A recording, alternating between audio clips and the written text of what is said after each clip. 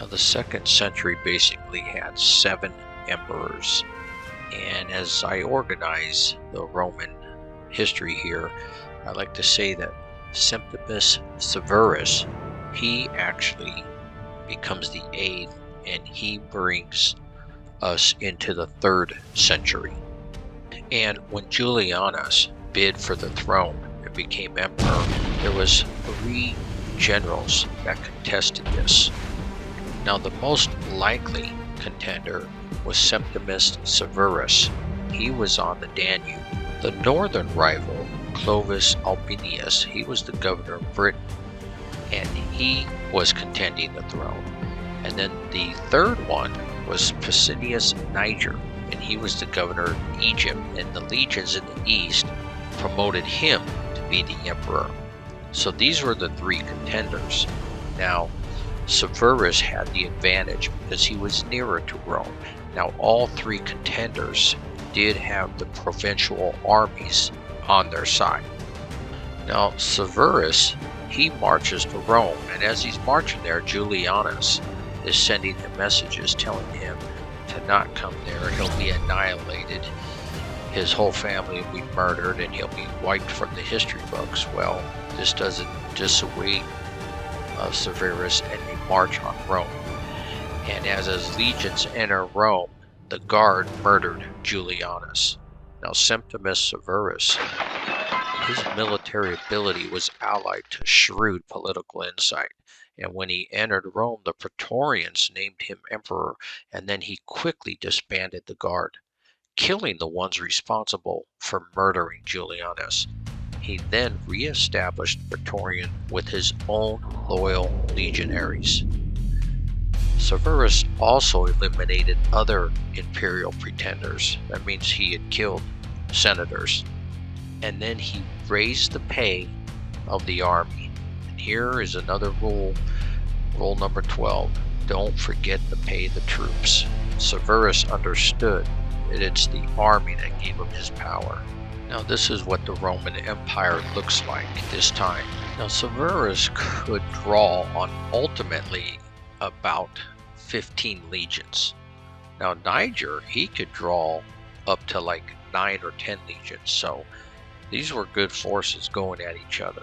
The first thing Severus did is he sends a punitive force to Egypt, because control of the grain is very important all the time in these Roman wars. Niger marches into Byzantium to control the causeway into Asia. Severus marches to Byzantium, but they find that Niger's already there, and we're going to blow this map up because we're going to deal with this area here real quick. And on this map, let me point out a couple things. These are the Tarsus Mountains, and this is the Issus River, and this right here is the Cilician Gates. And just for reference, the city up here where the armies are at are Byzantium. This city right here is Cyzicus, and this last city of interest is Nicaea. So Niger decides to hold on to Byzantium and send a force to Cyzicus, possibly to control his flank or even outflank Severus. Severus sends his second in command, and he goes to Cyzicus. The 2 lieutenants have a battle, and Severus's lieutenant wins the battle.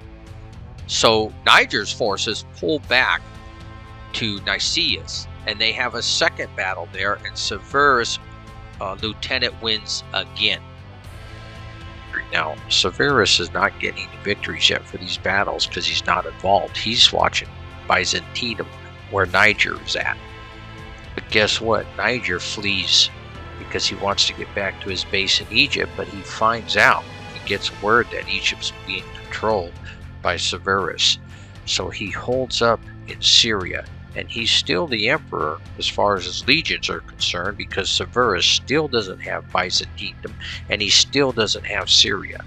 So Severus has to make a decision. What he does is he leaves part of his army in Byzantium to keep that under siege, and he marches to the Tarsus Mountains here. But Severus has to get through the Cilician Gates, and that's being held. So he fights his way through that, and Niger is commanding the forces in the plains. So the two contenders finally meet on the Battle of Issus, which is basically the old battlefield that Alexander the Great fought the Persians at. Now, according to Dio and Herodian, they describe a battle that hinged on a sudden act of divine intervention, a rain miracle constituted by the genesis of a sudden storm that blew rain and dust into the eyes of Niger's front lines. Because at this time, the battle was nip and tuck, and the cavalry unit for Severus, Valerius, was in charge, the magistrate of the Equates. He was watching and deciding which side he would join, because no one wants to be on the losing side. But when he saw the front lines faltering, he sent the cavalry around the flank, and he attacked Niger's flank. And this caused a disorderly rout to Niger's troops. Niger then attempted to flee to the Parthian court, but he was overtaken and captured, and Severus had him beheaded, and his family and all his adherents were exiled. Then, in 196, his forces stormed into the city of Byzantium and thoroughly sacked it. There was about 20,000 people massacred in this. Now, what happens here is very interesting, because the Parthians supported Niger. And this is a new map here now we're looking at. And always between the Parthians and the Romans, you have the Mesopotamian kingdoms. There's a few in here, and you have Armenia, and these were the areas constantly fought over. The Parthians never looked to control area beyond their normal homeland. It was always given to vassal kingdomship, kind of like a feudal system. The Romans just didn't have the manpower to rule all the land they could conquer. So it kind of fluctuated back and forth here. But what seems to happen next is a little vague. And you really have to read the historians like Dio's account to find out what was going on here. But what it seems like is that the vassal states in the minor kingdom area of Arsharon, the Mesopotamia area, these turned against the Roman garrisons and massacred them. Then representatives of these area informed Severus that they were only attacking Romans loyal to Niger. Now, however much of this pretense was shown out later, which I'll remark what it is, Severus and his commanders, they had to do two things, or they wanted to do two things. One was to test the loyalty of the Eastern legions before going back to Rome, and the other one was to punish Parthia for aiding or allying with Niger. Now, a prospect of this campaign, this would allow Severus to solicit the loyalty of the Eastern legions and the auxiliaries. Now, for Severus, he viewed the Eastern legions, which remember there was about 10 in all, as uncertain in regarding their loyalty. So if he provided an Eastern campaign across the Euphrates River, this would allow him to test the loyalty of those legions and form a bond of duress and success. Then he could decide how to deal with those legions after this campaign. And furthermore, a campaign against the Parthian vassals would be indicative of the military potency that a particularly powerful monarch could wield, because they were uncertain how strong the Parthian Empire was. Because remember, Trajan went and sacked Ctesiphon, so did Cassius, so plunder gets pulled off. So Parthian may not be doing as well as soldiers or one might think. Now, Rome, they made alterations in their tactics also when they were attacking Parthia, which were far better in the 2nd century than in the earlier centuries. And this is why Rome fared well against the Parthian military. Now, and this doesn't mean that Parthia had a sudden collapse of their army. It's just the Roman tactics changed. Now, for example, the campaigns of Trajan, Cassius, and as Severus will use, utilized a route along the Euphrates River, avoiding the open country of central Mesopotamia, which favored the Parthian army. By following the Euphrates River, the Romans were moving into densely populated areas which the Romans were able to engage in urban warfare, which they excelled in. The strategy negated the strength of the Parthian cavalry and the specialized corps of their horse archers and cataphracts. Now, in an urban setting, the Parthians were at a disadvantage to the Roman heavy infantry. So as Severus moves across the Euphrates, he's coming upon Seleucia, and they take it. At this point, Vologeses V panics, and he comes out to meet the Roman army in front of Ctesiphon, and he engaged legions in a confined space, and this was never a tactically sound idea, and the Parthian forces, unsurprisingly, were defeated and driven back into the city.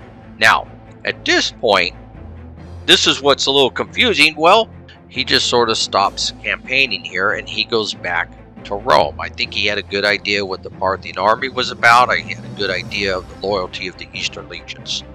And once he gets back there, and his position is secure, and Niger defeated, and the East under control, he sends word to Albinus and says he's no longer co-ruler.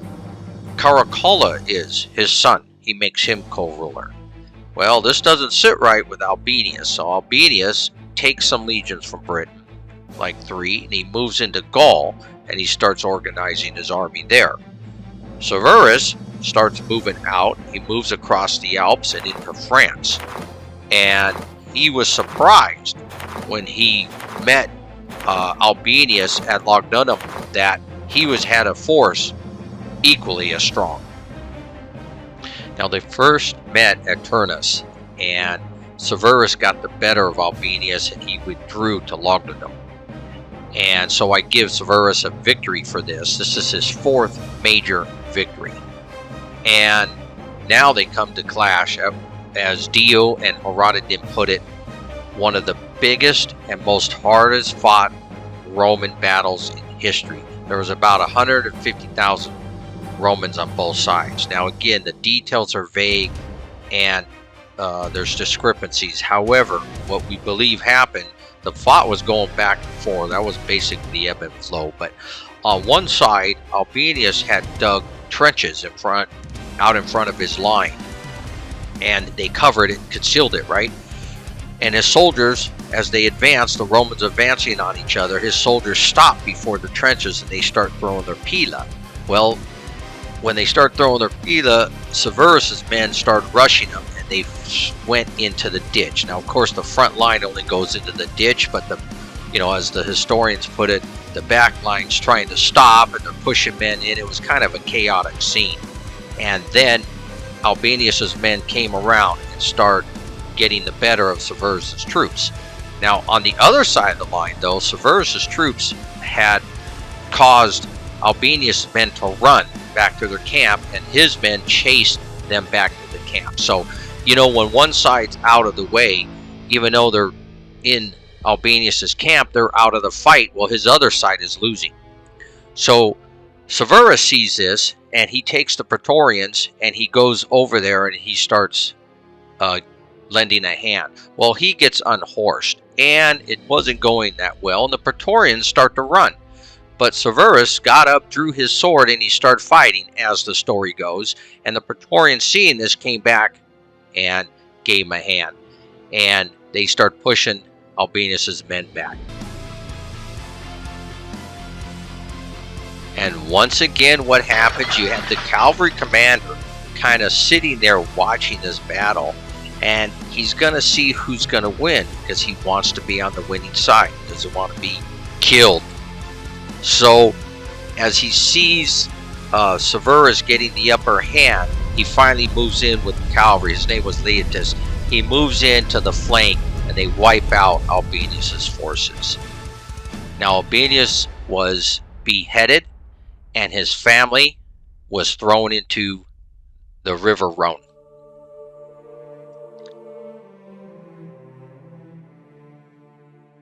Now, this battle took place in 197, and it just so happened in 197, Vologeses V Remember the Parthian king who ran?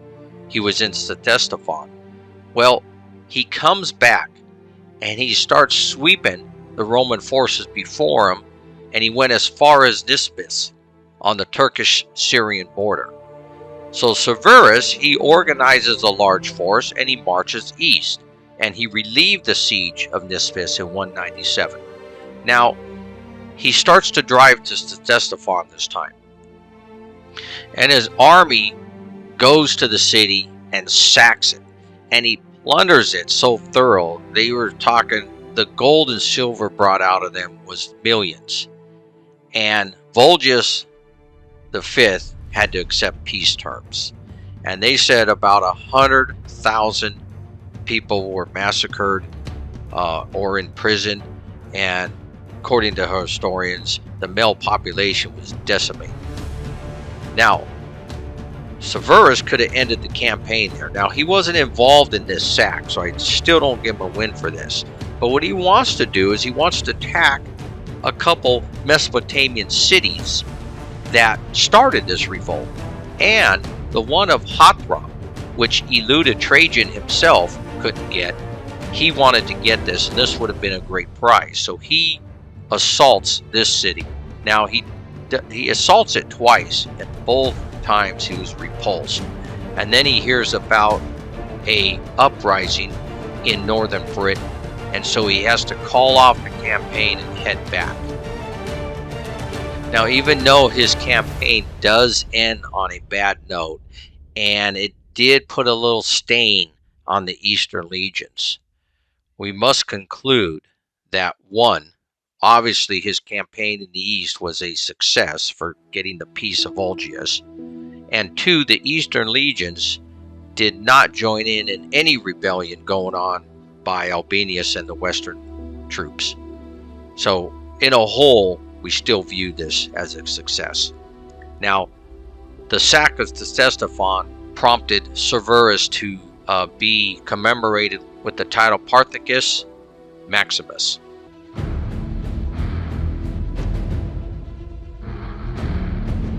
Now, Severus had to act swiftly in Britain.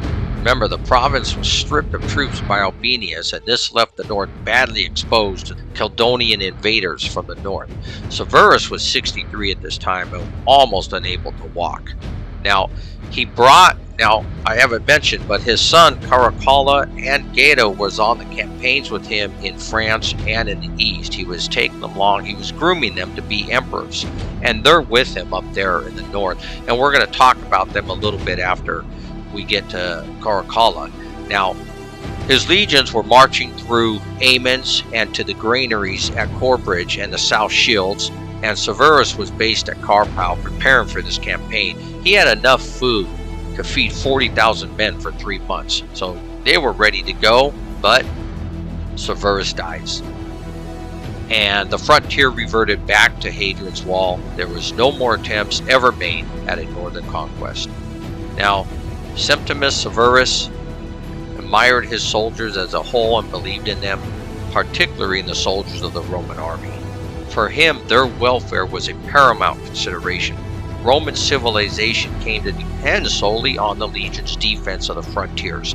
The citizens who enjoyed the peace and comfort of the metropolitan territories could be at least expected to support the defense with their taxes.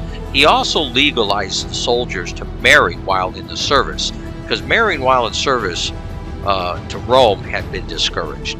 But now having a family that was recognized by the state was desirable. Now, this is the Arch of Severus. He built it himself to commemorate his conquest over Persia. These are Persian soldiers in chains, and you can see my shot here. Of course, somebody's in the way, like I've already stated in an earlier video, that internet shots just look better than the ones I take. But these are the reliefs showing his conquest of Persia. It's a cool arch. And he dies in 211, and his son Caracalla takes over. Now, just like so many emperor's sons, they're a little unhinged.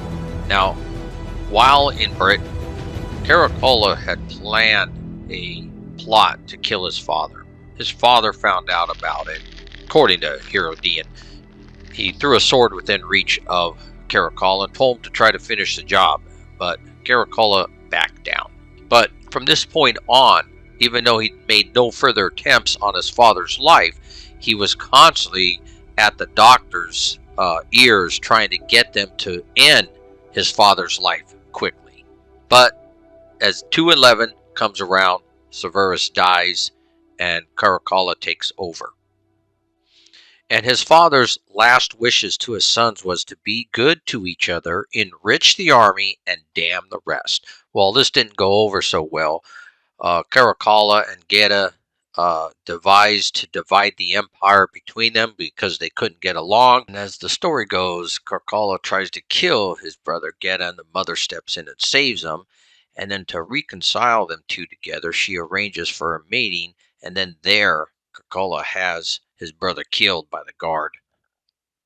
And then Caracalla executed most of Geta's supporters, and then ordered a Domitio Memori, which is basically when emperors died, they would decide how to rate them. Either they would be ruled as unfit and usurpers to the throne, or they would be deified. So his brother Geta was to be ruled as unfit as an emperor. Despite all this, Caracalla did take the advice of his father about paying the troops. He raised the troops' pay by 50%. And his most important edict awarded Roman citizenship to all free inhabitants of the empire. So, and he was liked by the army, but he did end up murdering about 20,000 people in all that were related somehow to Geta for the throne. And just some of his other actions, he went to the east to try to settle the claims with the Parthian king Artabanus, who took over for Volulus V. It was his brother, and he took over, and he wanted to demonstrate Roman power. Now, before he did that, he went to Alexandria and paid respects to Alexander the Great. He viewed him as a great commander, and some of the locals there were making fun of him, and he ended up murdering a bunch of locals there, like 2,000 or something like that. And then he moved on to the east. Now, he requested to marry Artabanus' daughter, but Artabanus refused because he thought this was a sneaky way to take over the Parthian Empire. So they agreed for a meeting, and Artabanus' whole entourage and family came, but while they were there, Caracalla had them all murdered.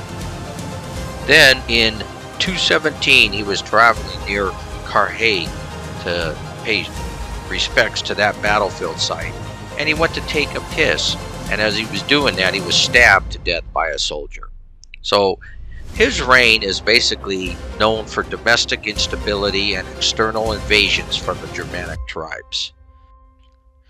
Now, to continue the Servian dynasty, Macranius becomes the next emperor in 217, and he barely lasts a year. He dies in 218. He was the first emperor to be a member of the equestrian class, because most emperors came from the senatorial class, and also the first emperor who never visited Rome during his reign. And this is our first hint that Rome is starting to not be the most important city any longer in the empire. Now, he was part of the conspiracy to assassinate Caracalla to protect his own life against Caracalla, and he succeeded him as emperor. And he was proclaimed emperor by the Eastern legions where he was from, and the Senate confirmed it. Now, basically his problems were with Parthia, Armenia, and Dacia. Caracalla's aunt instigated a rebellion against Macranius because of all the discontent that was going on around the empire. And it was her grandson that she put up, Elagabalus. And they had a battle in Antioch, and Macranius lost, and this brought his downfall.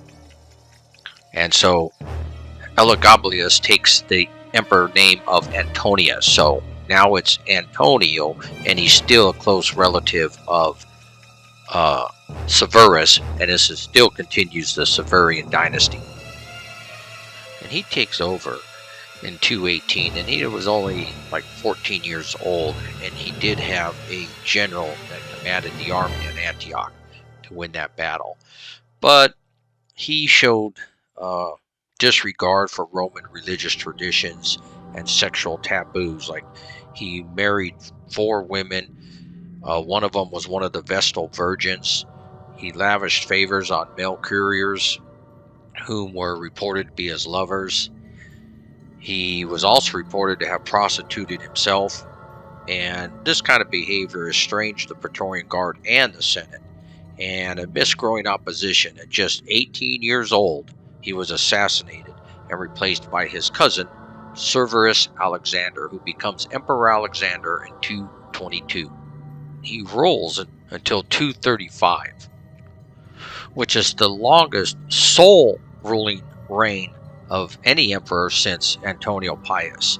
Now, militarily, he was confronted with the rising Sassanid Empire and the growing incursions from the tribes of Germania. Now, he managed to check the threat of the Persians, but when campaigning against the Germanic tribes, Alexander attempted to bring peace by engaging in diplomacy and bribery.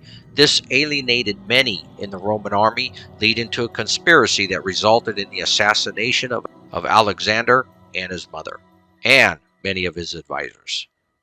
Now, the death of Alexander ends Chapter 1, the Servian Dynasty. Remember, we're trying to keep all this in order for you.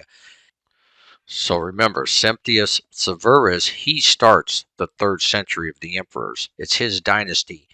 His son Caracalla, some guys throwing Geta there because he ruled a little bit, but it's basically Caracalla, Macranius, Antonius, and Alexander.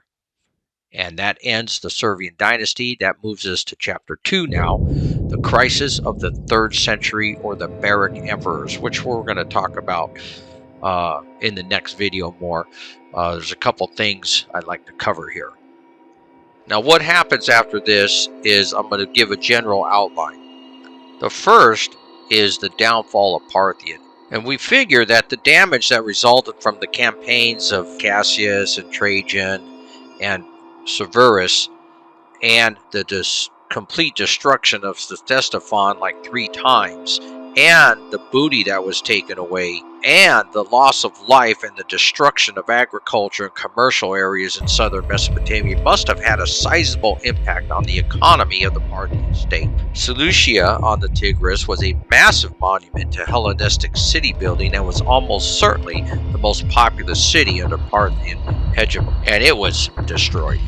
Now, compounding the issues inherent with a Roman invasion, the population of the Parthian state suffered the effects of an outbreak of an epidemic originating in the Cushan territories to the east, a disease remembered in Roman history as the Antonian Plague.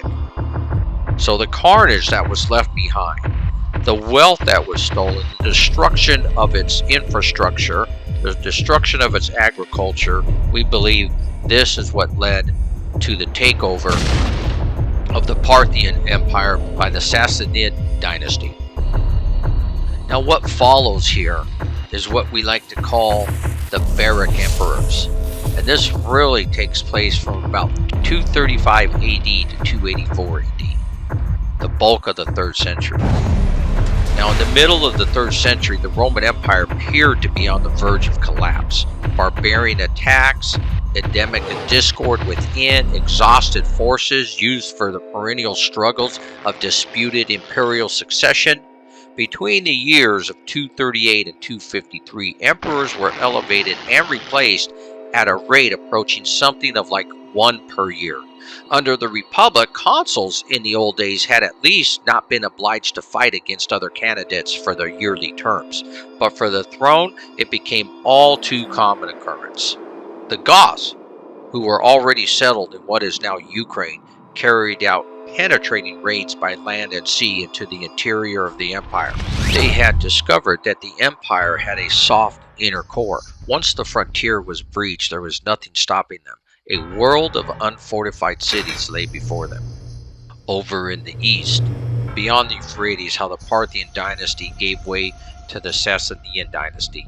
the Persians took control of the Parthian Empire, and they were quick to take back key cities from Rome that the Romans had won in hard-fought campaigns. Now, the new Persian king worth mentioning is King Shapur I, and he invades the Mesopotamia, the Syrian, and the Anatolian areas, and he takes many cities. And the Emperor Gordian III sends his father-in-law, Timothius, who was prefect of the Praetorian Guard, to go deal with Shapur, and they have a battle. The battle is at Ravenna in 243, and the Romans win this battle. So that's a victory for the Romans. However, the following year, there's another battle fought, and this is the Battle of Misish in 244. And in this battle, Shapur defeats the Romans, and again, there's different accounts. Either Gordian III, who's involved in this battle, either dies on the field, or he is killed by his men, or he's turned over to Shapur by his men. But either way, Shapur wins this battle, and Gordian III is killed in battle. And Philip the Arab takes over, and he immediately makes peace with Shapur because he's got his own internal squabbles, and he gets in a battle with Decius, and Decius defeats him, and then Philip is killed by his own men. And in 251, in Philippopolis, the Dacian barbarians swarmed south across the Danube into Moesia and Thrace. The emperor Trajanius Decius marched into Thrace to relieve the besieged city, but the Roman legions were beaten back. The Goths then stormed into the city and sacked it. An estimated 100,000 people were killed. Decius pressed his campaign against the Goths, but before the year was over, he was killed in combat. He became the first Roman emperor to be killed by barbarians. And he was the first emperor to persecute Christians, and he had laws of extermination. Let this be a lesson to us for the future, how they will get us to conform. Now, back in the east, around 256, Shapur the Great takes advantage of Roman internal chaos, and he advanced again. This is his third war. He invaded Roman Mesopotamia, and he was attacked by the new emperor Valerian with an army of 70,000 strong. There was a great battle, and Shapur took Valerian prisoner, and they captured his generals and led them away to Persia. Shapur burnt Syria, Cilicia, and Cappadocia. And as we've been stating above, in his campaigns, he's been burning many cities. Well, 36 cities were listed as being burned. Valerian was the first Roman emperor to be taken prisoner by a foreign foe. Shapur, it seems, never intended to make these lands permanent settlements for a list of reasons. The most prevalent one, to me, is that the Persian kings ruled on a feudal system, and so the local satraps held power over their areas and not the king in Persia. The satraps paid tribute to the kings, but in most all other aspects were autonomous in ruling their own lands. King Shapur commemorated his triumphs over 3 Roman emperors in a rock-cut relief where he holds Valerian's hand with his hand, who he captured in battle. It shows him receiving submission from Philip in 244, who sued for peace and paid tribute, and then it shows him trampling Gordian III, who was killed in a great battle. Shapur, who's destroyed an army of 60,000 men and captured 36 Roman cities, including the capital of Syria's province, Antioch. Shapur had several wars with the Romans. He lost 1 major battle and he won 3 others. So his record is 3-1. And these are major battles with the Romans. Now, King Shapur dies in 272 AD. He did have some setbacks with Palmyra, and we're going to talk about that kingdom and the Barrack emperors more in the next video. Septimius Severus went 5-0. The Roman battle record improves to 101 victories, 44 losses, and 4 draws. They had won 6 major battles in this video, with Severus winning 5 of those. They had lost 4, major battles, with King Shapur winning 3 of those.